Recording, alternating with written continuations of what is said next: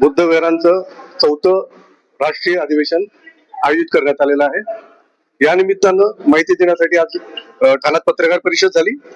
या पत्रकार परिषदेला अशोक सरस्वती सर यांनी संपूर्ण माहिती दिलेली आहे। आपण त्याच्याकडनं या अधिवेशनाविषयी अधिक जाणून घेऊया। सर, या अधिवेशनाचा हेतू नेमका काय आम्हाला थोडक्यात सांगा। या अधिवेशनाचा जो हेतू आहे, देशातल्या सर्व बुद्ध विहारांना जोडणे, एका माळेमध्ये जोडणे, त्याचा समन्वय करणे।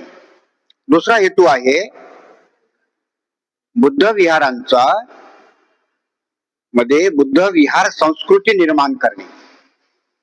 तिसरा हेतू आहे बौद्धांचे जे संस्कार विधी आहेत त्याच्यामध्ये सारखेपणा आणणे। चौथा हेतू आहे बौद्धांचे जे सण आहेत ते निश्चित करणे आणि निश्चित केलेले सण कसे साजरे करावेत, ते लोकांना त्रास देणारे नसावे, ते पर्यावरण पूरक असावेत, हे जनतेपर्यंत हा मेसेज देणे, याच्यासाठी हे 4थं राष्ट्रीय अधिवेशन आपण आयोजित केलेलं आहे। कल्याण जवळ उल्हासनगरच्या शहीद अरुण वैद्य टाउन हॉल मध्ये। या अधिवेशनाचे अध्यक्ष अखिल भारतीय भिक्खू संघाचे कार्याध्यक्ष पूजनीय भदंत डॉक्टर उपगुप्त हे राहणार आहेत आणि रिपब्लिकन पार्टी ऑफ इंडिया सेक्युलरचे राष्ट्रीय अध्यक्ष आणि कामगार नेते श्यामदादा गायकवाड हे या अधिवेशनाचं उद्घाटन करणार आहेत।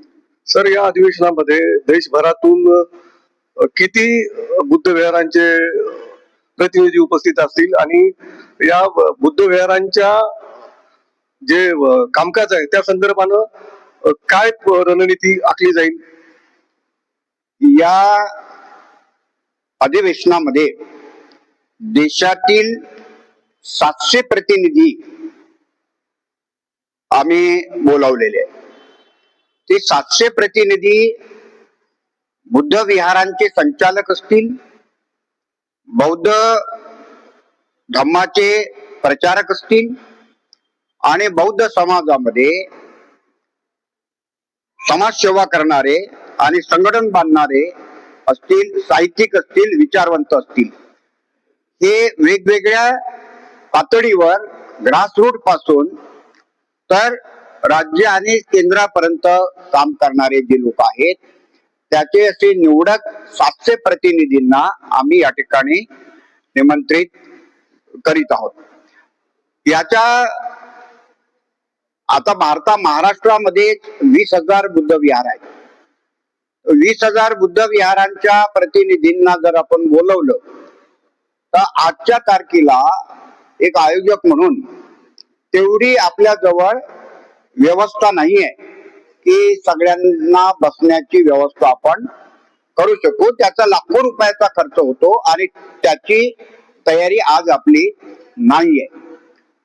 म्हणून हळूहळू ही प्रक्रिया वाढवायची आणि एक क्षण असा येईल की या अधिवेशनाला देशातील लाखो बुद्ध विहारांचे प्रतिनिधी उपस्थित राहतील। एक गोष्ट लक्षात घ्या की अधिवेशन कोणाचं असतं? हे प्रतिनिधींचं असतं। म्हणून आपण आम लोक येतील अशी अपेक्षा नाही करू शकत।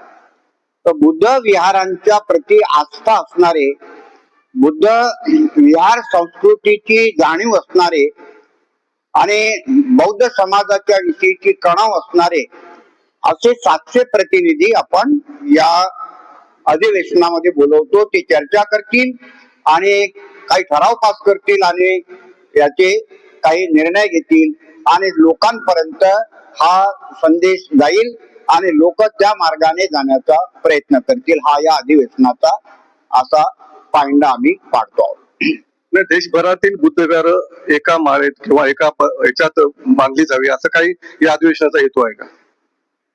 मुख्य हेतू तोच आहे, बुद्ध विहारांचं कोऑर्डिनेशन करणे. बुद्ध विहारांची एकी नाही, कोऑर्डिनेशन.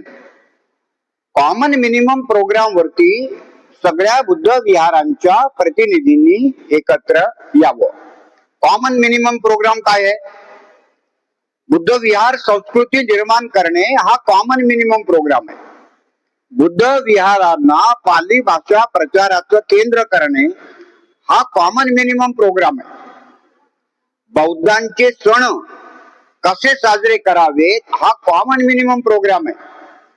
असे जे काही कोणाचाही विरोध नसलेले वादग्रस्त विषयाला न घेता सगळ्यांना ते आपले विषय वाटतील आणि वेगवेगळ्या ठिकाणी विखुरलेले लोक बुद्ध विहाराच्या नावावरती एकत्र येणे म्हणजेच बुद्ध विहारांचं कोऑर्डिनेशन करणे. जसं शिखांच्या गुरुद्वाराचं कोऑर्डिनेशन आहे, मुसलमानांच्या मशिदींचं कोऑर्डिनेशन आहे, ख्रिश्चनांच्या चर्चेचं कोऑर्डिनेशन आहे, ब्राह्मणांच्या मठांचं कोऑर्डिनेशन आहे, पण बौद्धांच्या बुद्ध विहाराचं कोऑर्डिनेशन नाही.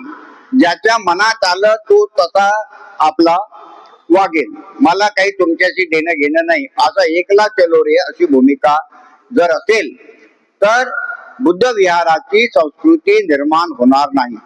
म्हणून ही जर संस्कृती निर्माण करायची असेल तर या मुद्द्यावर सगळ्या बुद्ध विहारांच्या प्रतिनिधींना एकत्र आणणे म्हणजेच बुद्ध विहारांची कोऑर्डिनेशन, बुद्ध विहारांचा समन्वय करणे.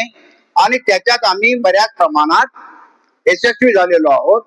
आम्ही 10 वर्षापर्यंत पासून याच्यावरती काम करतो आहोत. तर या अधिवेशनामध्ये महत्वाचे कोणते ठराव मांडले जाणार आहेत? बुद्ध विहारांमध्ये बुद्ध विहार संस्कृती निर्माण करण्याचा आम्ही सर्वजण प्रामाणिकपणे प्रयत्न करू, हा पहिला ठराव. दुसरा ठराव, आमच्यामध्ये असणारे जे संस्कार विधी आहेत त्या विधीमध्ये आम्ही एक सारखेपणा आणू, हा दुसरा ठराव आहे. तिसरा ठराव आहे, बौद्धांचे जे ठळक सण आहेत असे 10 पेक्षा जास्त सण असू नयेत असे ठरवणे आणि ते व्यवस्थितपणे साजरी करण्याचं एक नियोजन करणे आम्ही करणार आहोत. असा हा पुढचा चौथा ठराव. 5वा ठराव असेल, प्रत्येक बुद्ध विहार पाली भाषा प्रचाराचं आम्ही केंद्र करू. पुढचा ठराव असेल, बुद्ध गया महाविहार हे बौद्धांच्या ताब्यात दिल्या गेलं पाहिजे, असे ठराव आम्ही याच्यात करणार आहोत. आणि एक ठराव असा की पाली भाषा 8व्या सूचीमधून जे काढली ते 8व्या सूचीमध्ये समाविष्ट करावी आणि इंदिरा गांधी मुक्त विद्यापीठात पाली भाषेचा आणि बुद्धिस्ट तत्वज्ञान हे 2 कोर्सेस सुरू करावेत. शेवटचा प्रश्न आहे, सरकारी पातळीवर जी मशिदी आहेत, चर्चेस आहेत किंवा शिखांचे गुरुद्वारे आहेत यांना अनुदान दिलं जातं. त्या धर्तीवर बुद्धविहारांना सरकारी अनुदान मिळावं या संदर्भानं काय या अधिवेशनामध्ये चर्चा होणार आहे का? जर इतर धर्मस्थळांना सरकार अनुदान देत असेल तर बौद्धांच्या धर्मस्थळांना त्यापासून वंचित करण्याचं काय कारण आहे? आम्ही सरकारला तशी विनंती करू की तुम्ही बुद्ध विहारांना देखील ते अनुदान सुरू केलं पाहिजे, तसा ठराव देखील आम्ही करू. नमस्कार, हे होते अशोक सरस्वती सर. येत्या 28 आणि 1 मार्चला 28 फेब्रुवारी आणि 1 मार्चला बुद्ध विहार समन्वय समितीचं 4थं राष्ट्रीय अधिवेशन उल्हासनगर बुद्ध विहारांचं 4थं राष्ट्रीय अधिवेशन उल्हासनगरला होत आहे. या अधिवेशनाला सर्वांनी उपस्थित राहावं आणि सहकार्य करावं. मी बोधिसत्व लाईव्हसाठी प्रमोद खरात ठाणे.